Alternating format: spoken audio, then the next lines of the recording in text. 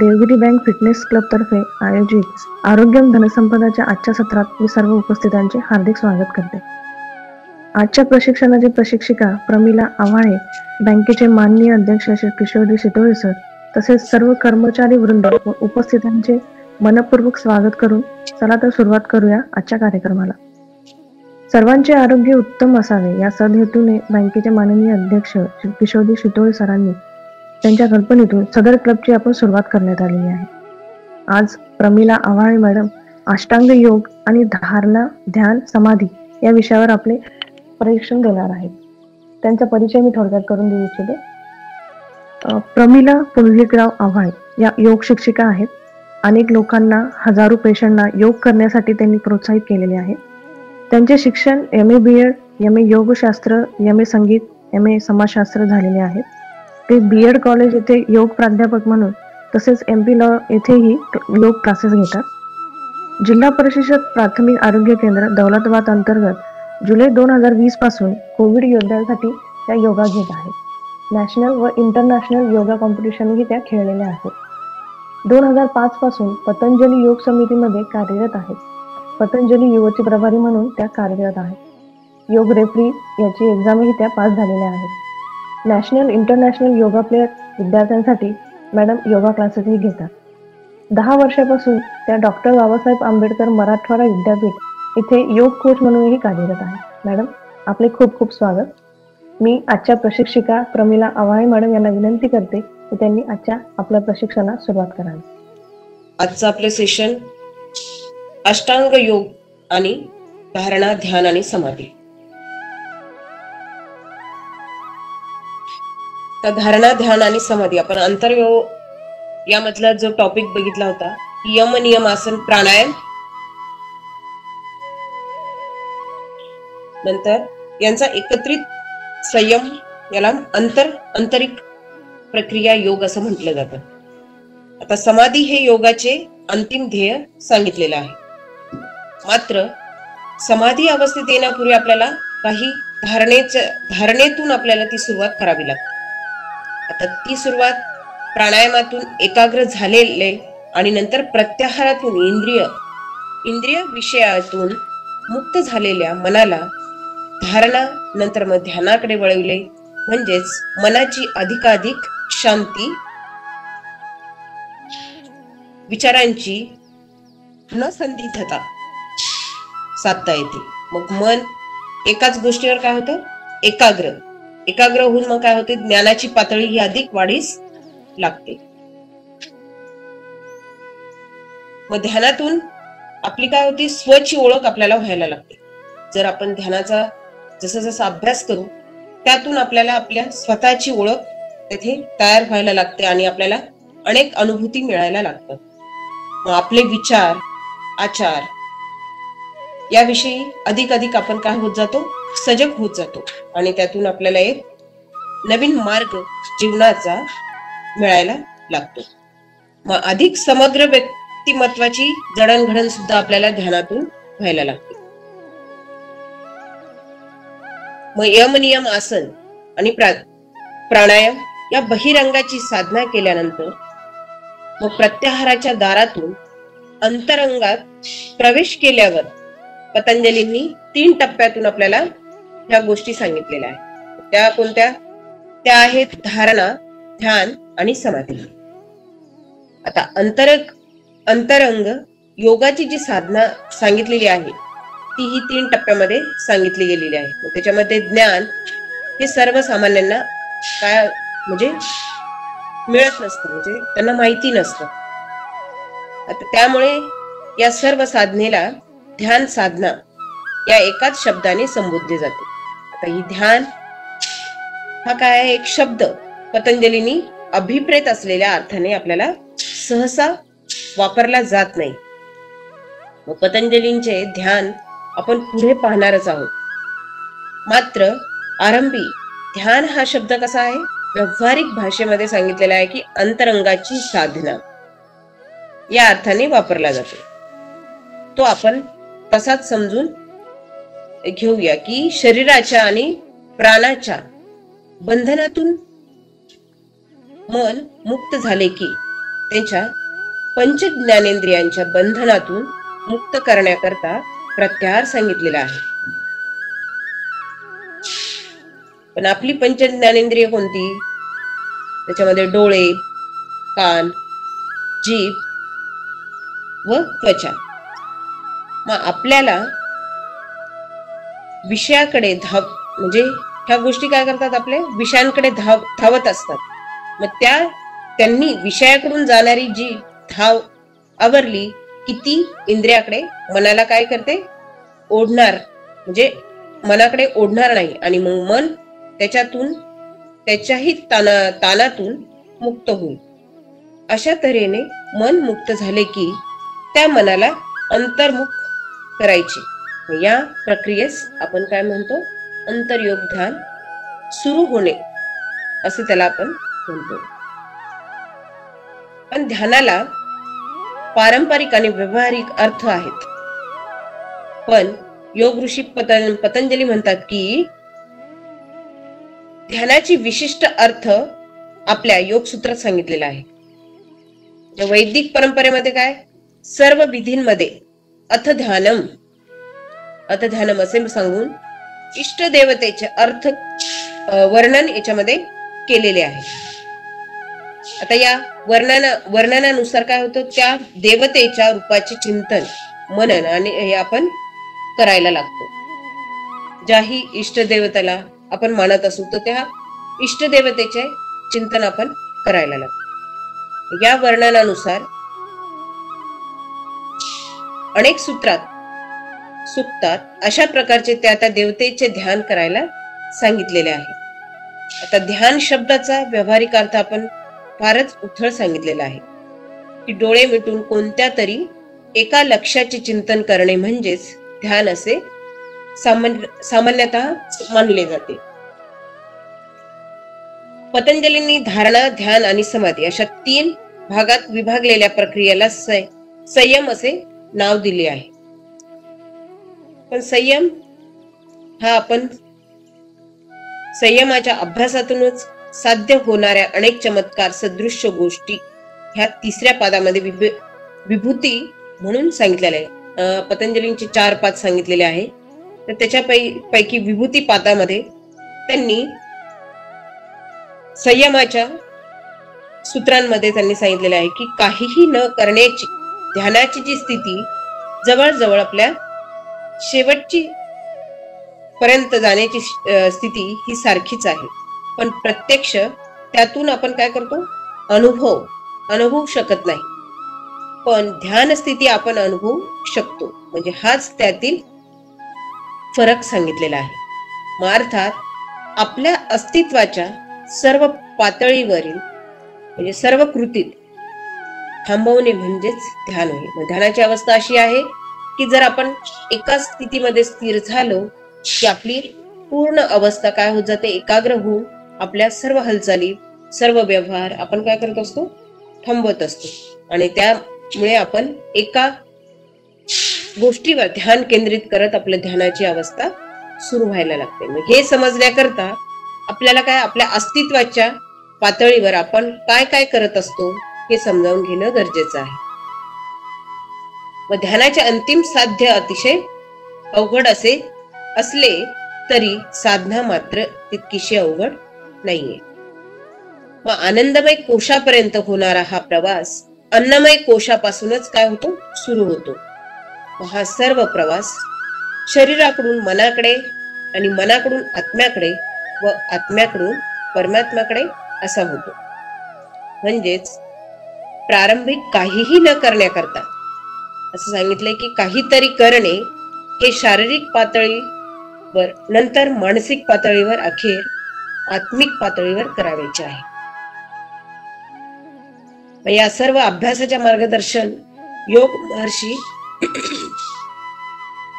पतंजलींनी सांगितलेल्या अष्टांग योगामध्ये फारच सुंदर असा फुलेवार त्यांनी सांगितलेलं आहे की धारणा, ध्यान आणि समाधी. त्यांनी मोकळ्या याच्यामध्ये स्पष्ट केलेलं आहे की धारणा म्हणजे मन जर इंद्रियाचे गुलाम झाले तर ते चोराप्रमाणे आहे. मन आपल्या इंद्रियांचे जर गुलाम झाले तर ते चोराप्रमाणे कार्य करायला लागते. जर मनाने इंद्रियांवर नियंत्रण केले तर ते फौजदाराप्रमाणे काम करते. सामान्यतः मन हे चोरासारखे म्हणजेच इंद्रियाचे गुलाम असते. त्याऐवजी मनाला फौजदार करून त्याला सर्व इंद्रियांवर काय केलं पाहिजे, नियंत्रण करायला लावणे, हेच प्रत्याहार सांगितलेलं आहे. मनाला चोर करण्याऐवजी फौजदार करणे केव्हाही चांगले आहे. व प्रत्याहाराचा अभ्यास करण्यासाठी आपल्याला काय करावं लागेल की आपल्या गरजा कमी करणे हे अत्यावश्यक याच्यामध्ये प्रक्रिया सांगितलेली आहे की आपल्या ज्या गरजा आहेत त्या कमीत कमी असाव्यात. मग पंच ज्ञानेंद्रियांच्या गरजा कमी करत त्या शून्यत्वाला नेणे म्हणजेच प्रत्याहार सांगितलेला आहे की जे आहे ज्याच्यामध्ये आहे त्याच्यात समाधानी राहणं किंवा अनेक गरजा न वाढवणं हे याच्यामध्ये सांगितलेली आहे. ही प्रक्रिया प्रत्याहाराच्या याच्यातून सांगण्यात आलेली आहे की मनाची द्वारे बंद करण्याकरता ती एकदम करता येत नाही. आता मग त्याकरता काय करावं लागेल, मनाला ते शिकवावं लागेल, शिकवणी द्यायची व ते भरकटू लागले की त्याला एकाग्र कसं करता येईल, त्याला लगाम कशी घालवता येईल याकडे आपल्याला लक्ष देणं गरजेचं. जसं उदाहरणार्थ आसने करताना भाज्यांचा वास आला की ती खायला जावेसे वाटते. जर एखादं आसन करतोय आपण घरामध्ये आणि घरामध्ये काहीतरी पोहे बनवले जाते किंवा भाजी बनवली जाते आणि मग मन कुठे जाते, मन त्या वासाकडे धावत जातं आणि ती क्रिया करायला आपल्याला भाग पाडतं. पण मनाला फटकारून आसने करायला लावायला हवे. मनाला तिकडे न नेता जर आपण आसनांवर ध्यान केंद्रित केलं की अशा प्रकारे आपल्याला प्रत्याहाराची सुरुवात करता येऊ शकते. मग अशा प्रकारे जसजसा इंद्रियांच्या गरजा कमी होत जातील आणि तसे तसे ही द्वारे बंद होतात. मग प्रत्याहार ही प्रयत्नाने किंवा अभ्यासाने स्वतःची करण्याची एक प्रक्रिया सांगितलेली आहे. मग त्याच्यामध्ये यम, नियम, आसन, प्राणायाम या बहिरंगाची योगाची साधना केल्यावर आपण प्रत्याहाराच्या दारातून काय करतो, अंतरंग योगामध्ये प्रवेश करायला सुरुवात करतो. या अंतरंग योगाची पतंजलींनी 3 अंगे सांगितलेली आहेत. मग ती कोणती, ती आहेत धारणा, ध्यान आणि समाधी. आता या 3 एकत्रितपणे करणे म्हणजेच संयम असे म्हटले आहे. म्हणजेच या 3ही अंगाची आपण काय करत असतो, एकत्रित असा जर विचार करायला हवा की हेच त्यांना त्यातून पतंजलींना सुचवायचे आहे की या 3ही अंगांचा आपण एकत्रित विचार करणं गरजेचं आहे. आपणही अभ्यास करताना हे लक्षात ठेवलं पाहिजे की धारणा, ध्यान व समाधी या एकाग्रतेच्या अधिक प्रगत अवस्था सांगितलेल्या आहेत. व त्या कोणत्या की आधुनिक मानसशास्त्रज्ञांनी एकाग्रतेची अधिक उच्च पातळीवरची जी अवस्था वर्णन केलेली आहे ती म्हणजे धारणेच्या वर्णनाशी आढळून आलेली वर्णनाशी किंवा जुळती मिळती अशी आहे. म्हणजेच की पतंजली एकाग्रतेची प्राथमिक अवस्था ते सांगतात की त्यावरून पतंजलींनी किती खोलवर विचार करून हे 3 टप्पे सांगितलेले आहेत. ते स्पष्टपणे इथे मांडलेले आहे की बंधस्य तस्य धारणा, म्हणजे चित्ताच्या देशबंध म्हणजेच धारणा, हा या सूत्रांचा सहज अर्थ येथे सांगितलेला आहे की अति चंचल असणाऱ्या या मनाला की विशिष्ट बंधनात गुंतवून ठेवणे म्हणजेच धारणा होय.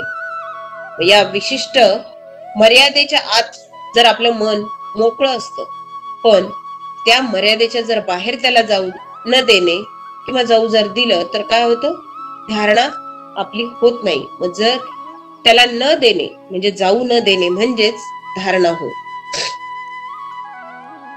मनाला स्थिर करायचे असेल तर आपल्याला काय करावं लागेल की कमी आणि कशा होतील याकडे आपल्याला लक्ष दिलं पाहिजे.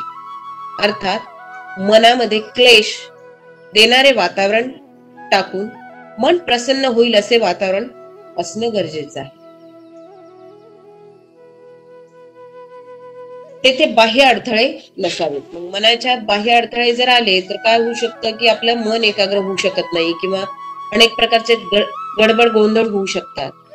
मग आता हे गडबड गोंधळ, अन्य आवाज, जोराचा वारा किंवा वेगवेगळ्या प्रकारचे गंध म्हणजे वास, तीव्र असा प्रकाश, असे अनेक अडथळे यातून आपण बाहेर पडणं गरजेचं आहे. हे सर्व टाळण्याचा प्रयत्न केला पाहिजे. म्हणजेच मनाला ओढणारे ताण कमी करायला हवेत. मग नंतर चांगल्या आसनांवर काय करायचंय? बसायचं. एखाद्या चांगल्या आसनावर आसन स्थित व्हायचंय. तिथे पद्मासन, ध्यानासन किंवा सुखासनामध्ये ध्यानस्थ स्थितीमध्ये आपल्याला आसनस्थ व्हायचं. मग या स्थितीत बराच काळ स्थिर आणि सुखकारकतेने बसण्याचा सराव करायचा. मग या अवस्थेमध्ये आपण जर सराव करायला लागलो की अन्यथा शरीराच्या स्नायूकडून अनेक संदेश हे मनाकडे ओढवले जातात. आता ह्या ओढवले गेलेल्या स्थिर अशी अवस्था घेऊन समोर ठेवलेली जी चित्रांवर दृष्टी स्थिर करा असं सांगितलं जातं. की उदाहरणार्थ ओम आहे. ओम हे चित्र डोळ्याच्या उंचीवर ठेवावे. मग ते स्पष्ट दिसण्याकरता एखादा प्रकाश त्यावर काय करायचा? केंद्रित करायचा. व दृष्टी त्या चित्रावर स्थिर केली तर तरी ती त्या चित्राच्या पलीकडे जायला लागते. आपण जर एखाद्या याच्यावर ओमवर जर चित्र आपलं लक्ष केंद्रित केलं तर आपली दृष्टी त्या ओमच्याही पलीकडे जायला लागते. पण प्रयत्नपूर्वक ती जर आवरून धरली आणि त्या चित्राच्या मर्यादेतच बंदिस्त ठेवण्याचा प्रयत्न केला किंवा करायला हवा. मग दृष्टीच्या मागोमाग मनही कुठं जातं? मनही धावत असतं. आता आपण इथं बसलेलो आहोत पण आपलं मन अनेक ठिकाणी जाऊन ते भटकत असतं. अनेक विचार मनामध्ये येत असतात आणि मन तिकडे धावत असतं. मग त्या मनाला आपल्याला एकाग्र करणं गरजेचं आहे. मग ते कशा प्रकारे होऊ शकतं? आपण जे चित्र समोर ठेवलंय त्याच्यामध्ये त्याला बांधून ठेवायचे. पण दृष्टीच्या मागोमाग मनही जात असल्याने मग काय होतं? तेही त्याच्या चौकटीमध्ये स्थिर ठेवता येईल. आणि मग आता वाणीने ओंकाराचा शांतपणे जप करायला प्रारंभ करावा.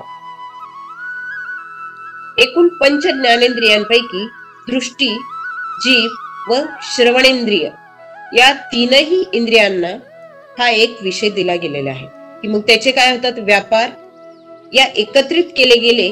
म्हणजेच या ज्ञानेंद्रियांच्या मागे धावणारे मनही तीनही इंद्रियांच्या माध्यमातून काय होतं? ते एकत्रित होणार आहे. मग त्या तीनही माध्यमातून ते एकत्रित झाल्यानंतर म्हणजे जेथे हे अवलंबन आहे व त्याची व्याप्ती हाच चित्ताला देशबंध सांगितलेला आहे. आता या अभ्यासात ओंकाराऐवजी दुसरेही अवलंबन घेता येईल. हे अवलंबन म्हणजे काय? ओंकाराचे दृष्टी, वाणी व श्रवणेंद्रिय या तीनही इंद्रियांचा विषय ते होऊ शकणारे असले तरी अधिक काय होईल? ते चांगल्या प्रकारे आपण त्याला तयार करू शकतो. ओंकाराच्या साधनेतून आपली ध्यान साधना चांगली व्हायला मदत होते. म्हणजे एखादे अवलंबन एकाच इंद्रियाच्या विषयी होत नाही.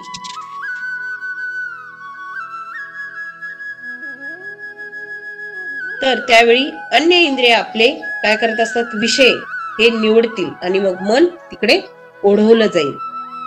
अर्थात जर मनाची आणखीन चंचलता काय होईल? त्यामुळे वाढत जाईल. मग ती चंचलता वाढू न देण्यासाठी आपल्याला म्हणूनच या सर्वांचा विचार अवलंबन निवडताना आपण काय करायला हवा? तयार करायला हवा की ओम हे व्यावहारिक दृष्टीतून मात्र आपण धारणेच्या अभ्यासासाठी परिणाम अनुभवू शकतो.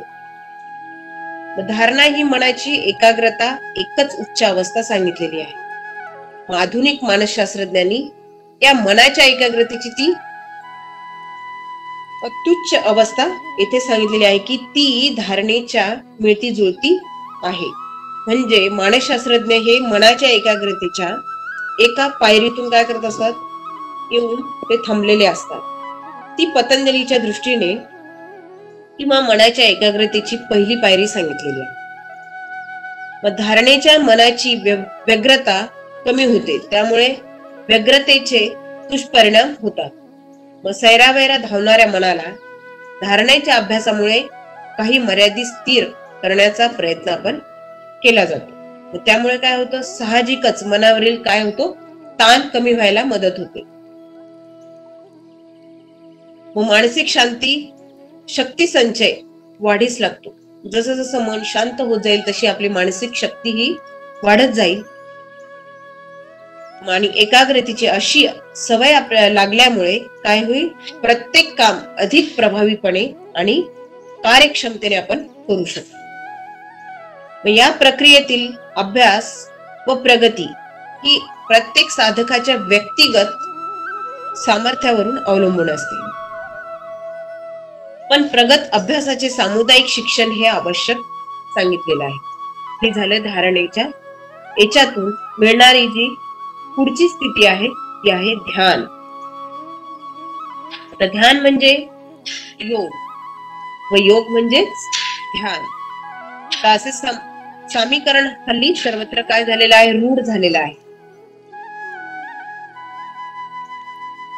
पण मी रोज ध्यान करतो असे मोठ्या अभिमानाने काय सांगणारेही अनेक पुष्कळ जण आहेत. मग या सर्वांच्या मनात ध्यान म्हणजे एखाद्या गोष्टीवर मन एकाग्र करून बसणे असाच अर्थ अभिप्रेत असतो. पण हा अर्थ सर्वत्र रूढ आहेच. मग ध्यान म्हणजे एकाग्रतेचा काय अभ्यास होय. मग हे सगळे खरे असले तरी या एकाग्रतेतही काय सांगितलेलं आहे, अधिक प्रगत टप्पे आहेत. त्याचा विचार पतंजलींनी केलेला आहे.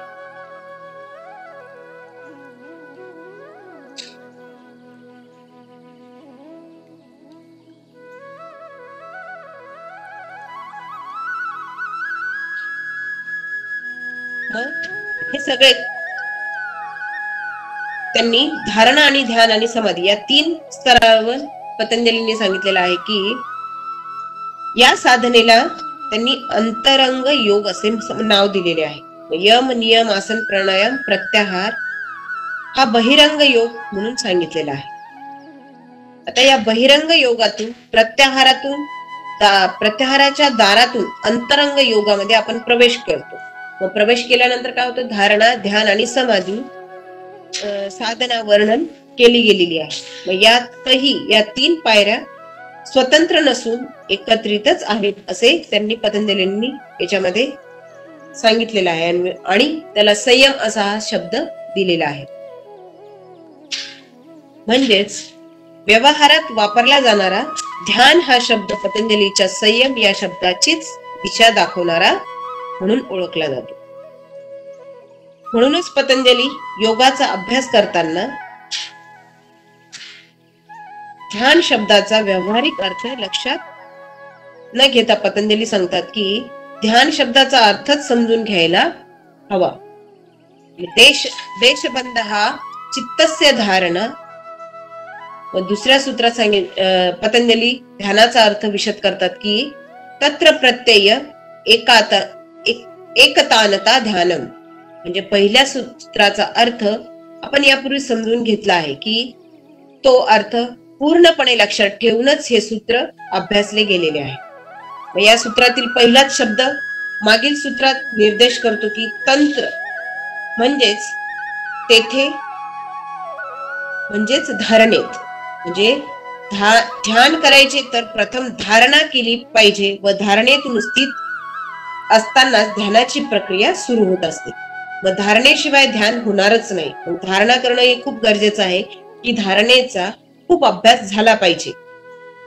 आता एकदम ध्यानच कसे लागते किंवा आपण करू शकतो का, नाही करू शकत. कारण अनेक मनामध्ये विचार आपल्या यायला लागतात. कामाचा लोड आपल्यावर जो असतो तर त्याचं चिंतन मनामध्ये यायला लागतं. मग आपलं ध्यान हे लागत नाही.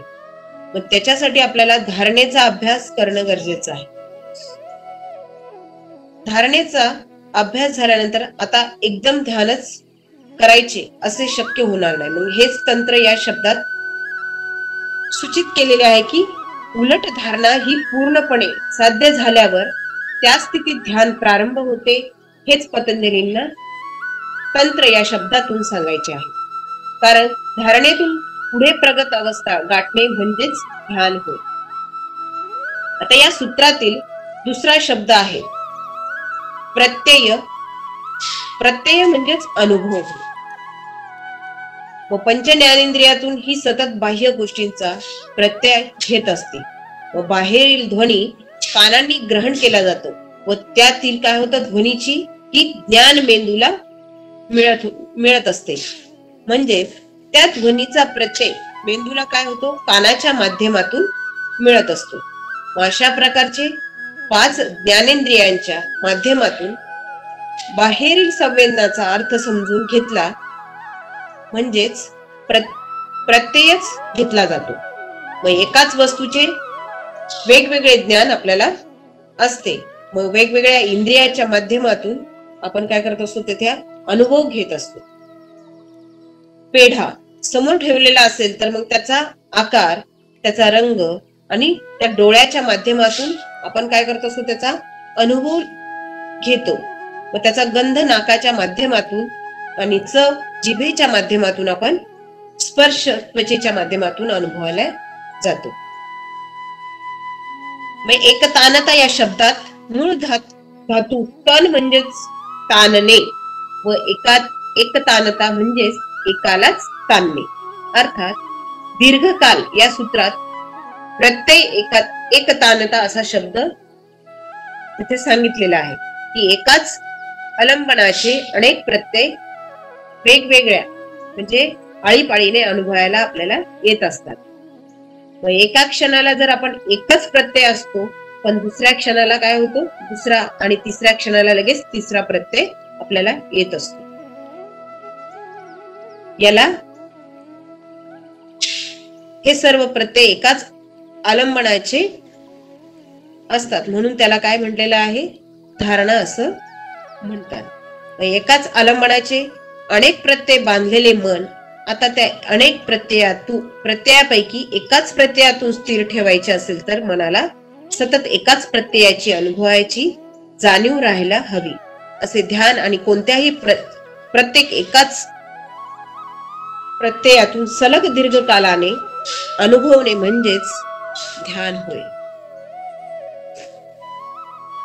ध्यान साधना करताना मनात एकच प्रत्यय दीर्घकाल आणि सलग असतो पण मध्येच जर दुसरा प्रत्यय आला तर काय ते ध्यान आपलं राहत नाही. मग ती धारणा झाली म्हणजेच ध्यान साधना करताना आपल्याला काय होतं थोडा वेळ ध्यान काहीच वेळ धारणा तर काही वेळ पुन्हा ध्यान असे चालू राहणार आहे. जसे जसे नियंत्रण येईल तसं तसं आपली ध्यानाची काय होत जाते सलग सारखी राखवली जाऊ शकते. व पतंजली ध्यान सांगताना दीर्घकाल करा असा उल्लेख केलेला नाहीये. जोपर्यंत एकाच प्रत्ययावर चित्त स्थिर असेल तेच म्हणजे तोपर्यंत ध्यान झाले असे सांगितलेले आहे. जसे आपण जर 5 मिनिटं जर ध्यान लावलं तर त्या स्थितीपर्यंत जर आपण स्थिर राहिलो की तेवढंच ध्यान आणि लगेच आपला दुसऱ्या मनामध्ये दुसऱ्या स्थितीमध्ये लगेच दुसरा विचार आला तर आपलं ध्यान थांबवलं जातं म्हणजे आपलं 5 मिनिटाचं ध्यान हे पूर्ण झालं असं तिथे दर्शवलं जातं. जोपर्यंत एकाच प्रत्ययावर चित्त स्थिर असेल तर तेच म्हणजे तोपर्यंत ध्यान झाले असे सांगितलेले आहे की धारणेच्या वर्णनात असे लक्षात येते की धारणा करताना जोपर्यंत एकाच अलंबनाचे प्रत्यय अनुभवत आहोत तोपर्यंत धारणा मध्येच मन दुसरीकडे अवलंबनाकडे गेले तर धारणा तुटली असे समजले जाते. मग त्याचप्रमाणे ध्यानाची बाबतीतही असं म्हणता येईल की ध्यान करताना जोपर्यंत मन एकाच प्रत्ययावर स्थिर आहे तोपर्यंत ध्यान होत आहे आणि जेव्हा दुसऱ्या प्रत्ययावर जर गेले की अनुभवायला येते, त्यामुळे ते ध्यान तुटते. मात्र अनेक धारणा चालूच असते हे स्पष्ट आहे. म्हणजे धारणा आणि ध्यान या दोन प्रक्रिया आहेत की केवळ त्या दीर्घकालीन धारणा म्हणजेच ध्यान म्हणणे हे तितकेसे योग्य दिसत नाही. आपण 1 मिनिटाचा ब्रेक घेऊया. देवगिरी नागरी सहकारी बँक लिमिटेड औरंगाबाद पारदर्शकतेसह विश्वासार्ह आणि सर्वोत्तम आर्थिक सेवा देणारी बँक म्हणून सुपरिचित असून सामाजिक उपक्रमातही नेहमी अग्रेसर असते. बँकेने आर्थिक आरोग्यासोबतच शारीरिक आणि मानसिक आरोग्य जपण्यासाठी सामाजिक बांधिलकीच्या भावनेतून सर्वांच्या सुदृढ आणि निरोगी आरोग्यासाठी देवगिरी बँक फिटनेस क्लब हा अभिनव उपक्रम हाती घेतला आहे. सर्वांनी आपल्या आर्थिक उन्नतीसाठी देवगिरी बँकेच्या विविध सुलभ सेवांचा लाभ नक्की घ्यावा. त्यासोबतच आपले आरोग्य उत्तम ठेवण्यासाठी फिटनेस क्लबच्या विविध उपक्रमांमध्ये सुद्धा सहपरिवार सहभागी व्हावे ही आग्रहाची विनंती. चला तर मग देवगिरी बँकेसोबत वाटचाल करूया आर्थिक आणि आरोग्य संपन्न आयुष्याकडे.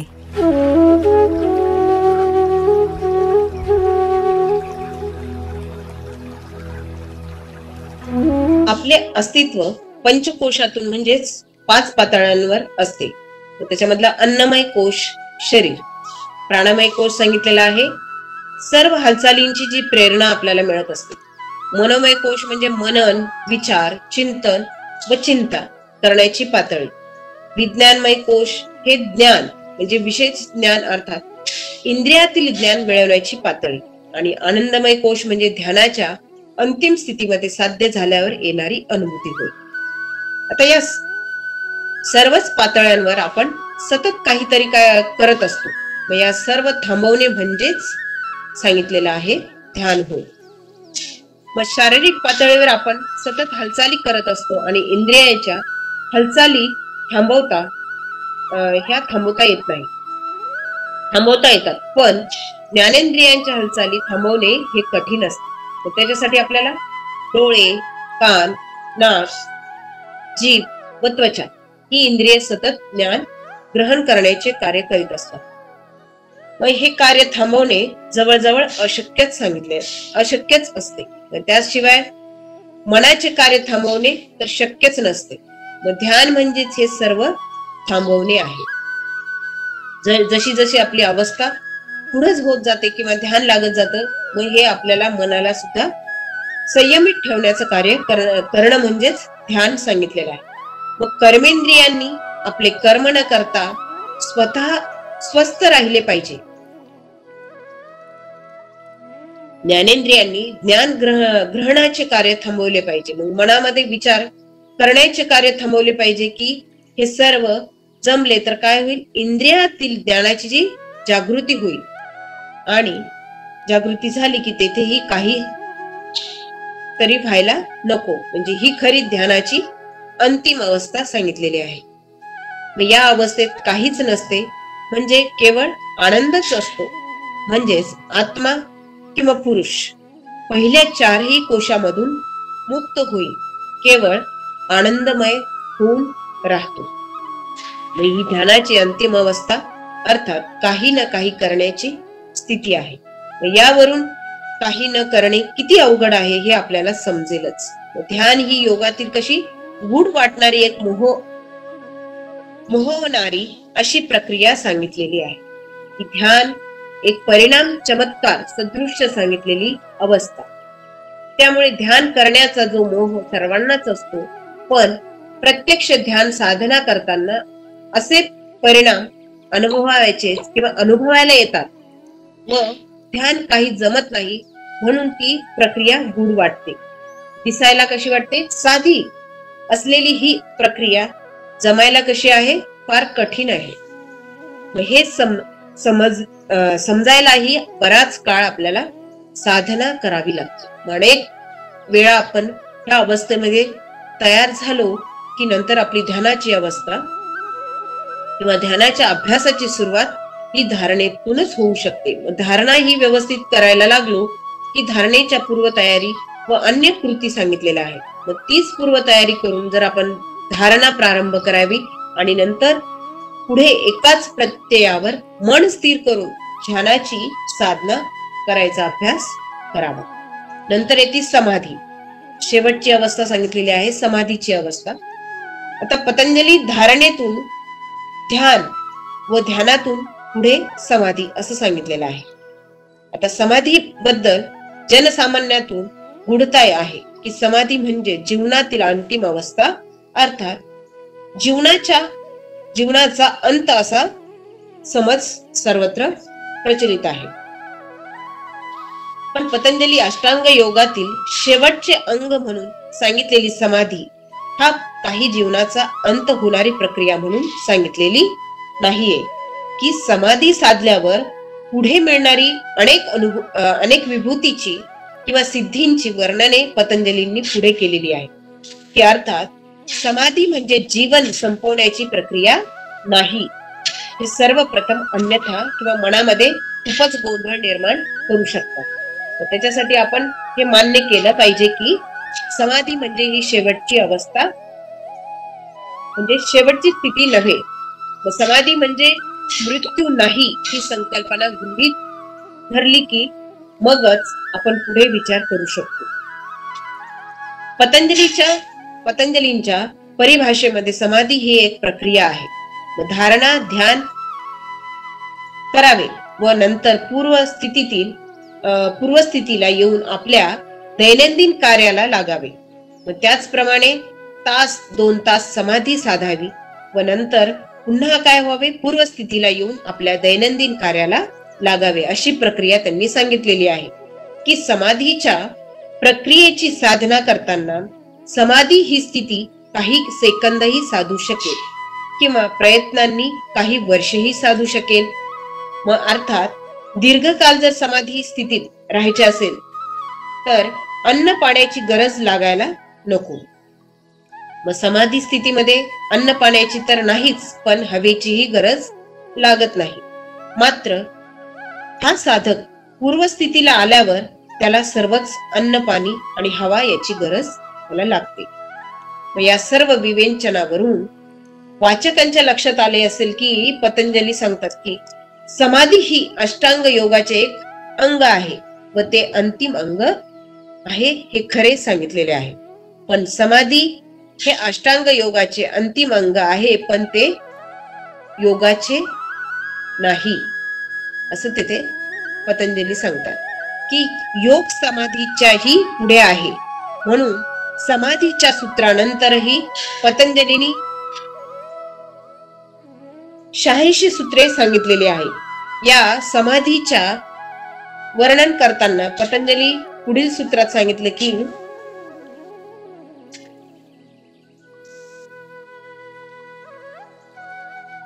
तदेव अर्थ मात्र निर्भासम स्वरूप शून्यम इव समाधी. म्हणजे समाधी ही ध्यानाची पक्व अवस्था आहे. म्हणजे ध्यान अवस्थेतूनच पुढे समाधी अवस्थेत प्रवेश करायचा आहे.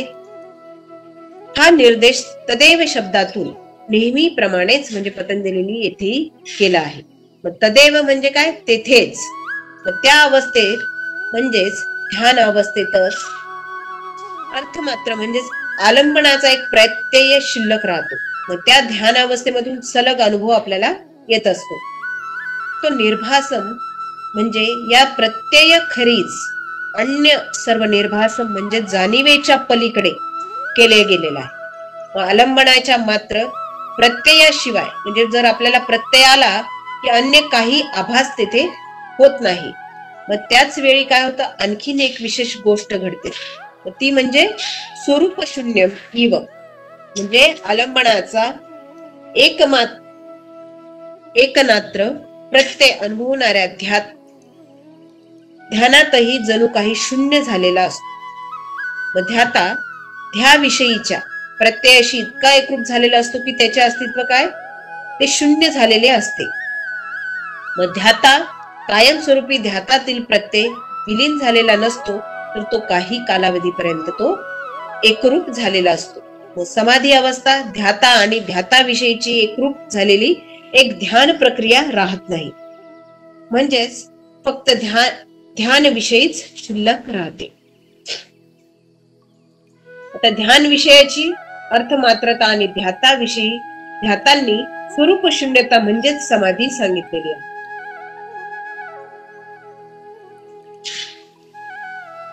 अशा धारणा, ध्यान आणि समाधी या प्रक्रियेत आलंबनाचा प्रत्यय म्हणजेच ध्यान विषय हा एक भाग आणि तो अनुभवणारा ध्याता म्हणजेच मी हा दुसरा भाग आहे.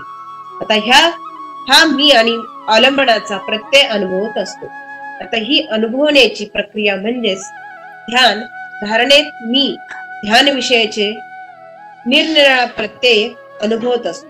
मग आता या ध्यानात मी ध्यान विषयाच्या अनेक प्रक्रियांपैकी एकच प्रत्यय सलगपणे अनुभवत असतो. म्हणजे धारणेपेक्षा ध्यान सूक्ष्म व प्रगतही आहे. आणि समाधीमध्ये मी त्या प्रत्ययाशी काय होतो, एकरूप होतो की मी शून्य होऊन जातो. मात्र हे शून्य होणे म्हणजेच शून्य होणे कायमचे नसून ती काळापुरते आहे.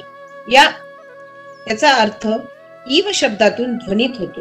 मी जणू काही शून्य होतो हे बुद्धीला पटणे कठीण आहे. मग ध्यान समाधी स्थितीतही केवळ ध्यान प्रत्ययच राहतो, अन्य काही नाही. म्हणजेच तो प्रत्यय अनुभवणारा मी सुद्धा नाही. अशा स्थितीत समाधीची अनुभूती काय आहे असे विचारले तर काहीच सांगता येऊ शकत नाही. अशी अवस्था ही समाधीची. समाधी स्थितीत काय अनुभव येतात हे सांगणे शक्यच नाही. मग पतंजलींनी योगसूत्रात अनेक प्रक्रिया वर्णन करून सांगितलेले आहे की त्याचे वैशिष्ट्य हे आहे की प्रक्रियेनंतर तिचे परिणामही सांगितलेले आहेत. आणि मात्र धारणा, ध्यान आणि समाधीचे वर्णन करताना त्यांनी सांगितले की परिणामही त्याच्यामध्ये सांगितलेला आहे नाही. पुढे या तीनही प्रक्रियांचे वर्णन करताना मात्र त्यांनी एकत्रित प्रक्रियेचे परिणाम सांगितलेले आहे की धारणा, ध्यान आणि समाधी या प्रक्रियांचे स्वतंत्र परिणाम आहेतच, पण पतंजलींनी जो महत्वाचा परिणाम सांगायचा आहे तो या तीनही प्रक्रियांचा एकत्रित परिणाम आहे. आता या तीनही प्रक्रियांना पतंजलींनी एकत्रितपणे संबोधन म्हणजे संयम हे नाव देतात व ते पुढील सूत्रात सांगतात की कोठे संयम केल्यावर काय सिद्धी प्राप्त होतात ते काही सूत्रांद्वारे आपण बघू. आणि धारणा, ध्यान आणि समाधी याचा एकत्रित परिणाम संयम केल्यावर सिद्धी प्राप्त होते. त्रयम एकत्र संयमः. या तीनही एकत्रितपणे संयम, धारणा, ध्यान व समाधी या प्रक्रियांना एकत्रितपणे संयम असं म्हटलेलं आहे.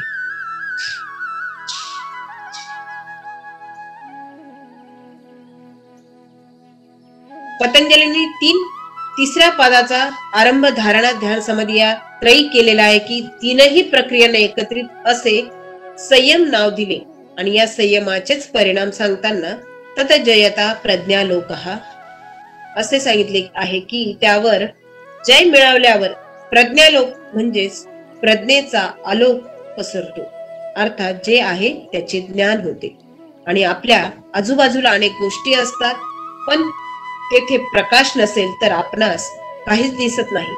तेथे प्रकाश पसरला तर सर्वच गोष्टी आपल्याला नीट दिसायला लागतात. म्हणजेच जे आहे त्याचे ज्ञान व्हायला लागते. एखादे दृश्य असते ते पाहणारा द्रष्टा असतो आणि द्रष्टाला दृश्याचे ज्ञान व्हायचे असेल तर पाहण्याची जी प्रक्रिया घडावी लागते ती प्रक्रिया म्हणजेच दर्शन. म्हणजेच दर्शन या क्रियेमुळे द्रष्टा दृश्य यांचा संबंध येतो आणि द्रष्टाला दृश्याचे ज्ञान होते. त्यामुळे काय होतं, दर्शनाशिवाय ज्ञान नाही आणि दर्शन घडविणारी शक्ती म्हणजेच प्रकाश, आणि प्रकाशाशिवाय दर्शन नाही व दर्शनाशिवाय ज्ञान नाही. आत्मसाक्षात्कार हाच आहे, कारण इंद्रियातील ज्ञान मिळवण्याचा व क्षमतेमुळे आत्मतेची पदार्थ ज्ञान मिळेल आणि या आत्मसाक्षात्कारातून पुढे परमात्म तत्वात विलीन होणे म्हणजेच योगाचे अंतिम उद्दिष्ट आहे. ततोनी मादी प्रादुर्भावः काय संपत धर्मान विधातश्च म्हणजे पंच महाभूतांवरून विजय मिळवला की त्याच्यावर नियंत्रण करता येते व त्याचा आघात होत नाही, आणि हे सत्य आहे.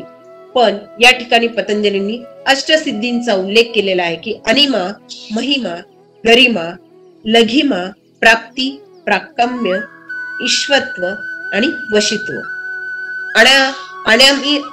अनिमा म्हणजे काय? शरीर अणु प्रमाणे सूक्ष्मतातील सूक्ष्म करणे. महिमा म्हणजे शरीर प्रचंड मोठे करणे. गरिमा म्हणजे शरीर पाहिजे तेवढे जड करणे. लघिमा म्हणजे शरीर पाहिजे तेवढे हलके करणे. आणि प्राप्ती म्हणजे जे हवे ते प्राप्त करणे. प्राकम्य म्हणजे इच्छा पूर्ण होणे. ईश्वत्व म्हणजे परमेश्वरी गुण विश्वावर नियंत्रण करणे. आणि वशित्व म्हणजे कोणत्याही प्राण्याला वश करणे. अशा प्रकारे पतंजलींनी अनेक सिद्धींची वर्णने व खुलासे केलेले आहेत. परंतु या सिद्धी म्हणजे समाधी मार्गातील अडथळे सांगितलेले आहेत. मग असे पूर्वीच्या एका सूत्रात सांगितलेले आहे की ते समाध उपसर्गा उत्थाने सिद्धूया, म्हणजे बहिर्मुख असताना साध्य होणाऱ्या त्या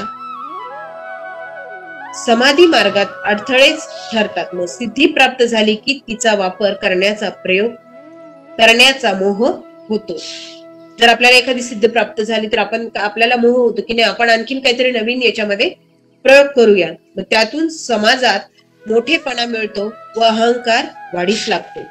मग अशा परिस्थितीत बहिर्मुखातच वाढीला लागते. बहिर्मुक्ताच याच्यामध्ये काय होते? वाढीला लागते.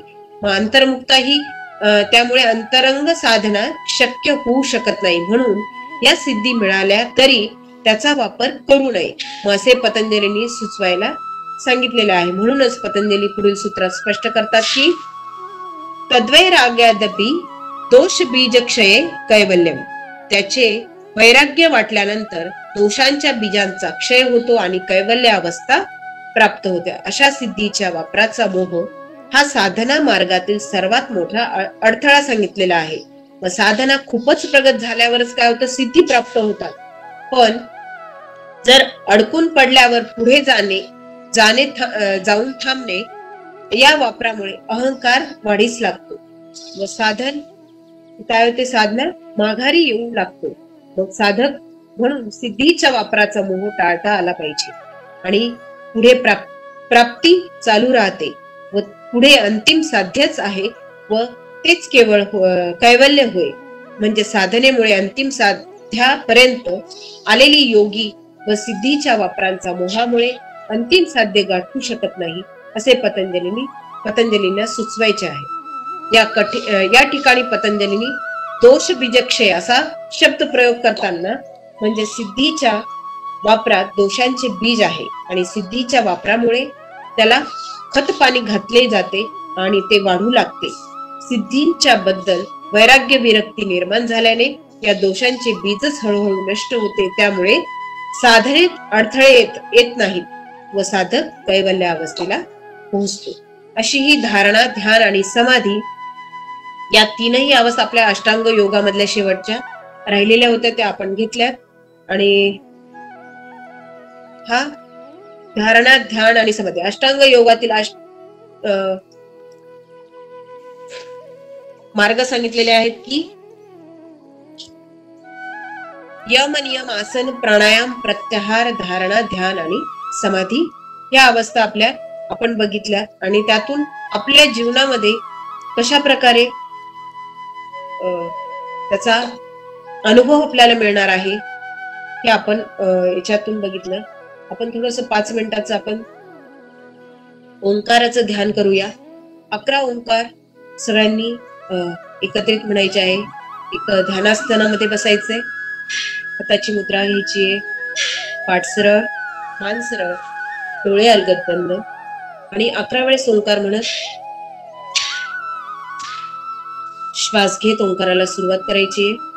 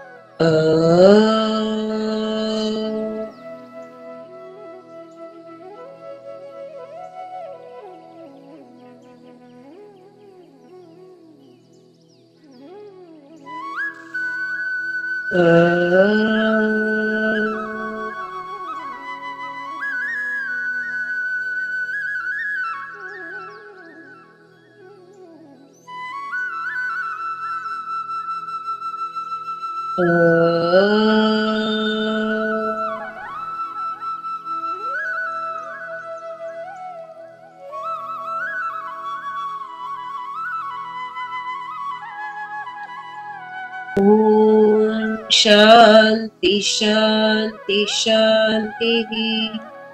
हरि ओम। शतांचं दर्शन।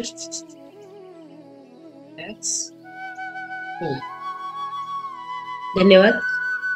धन्यवाद प्रवीण मॅडम. तब्येत ठीक नसतानाही आपण दिलेल्या उत्तम उपयुक्त अशा मार्गदर्शनाबद्दल सर्व उपस्थितांचे स्वागत. पुन्हा भेटूया तर पुढच्या शुक्रवारी पुढील सत्रामध्ये. तोपर्यंत काळजी घ्या, आनंदी राहा आणि स्वस्थ राहा. धन्यवाद.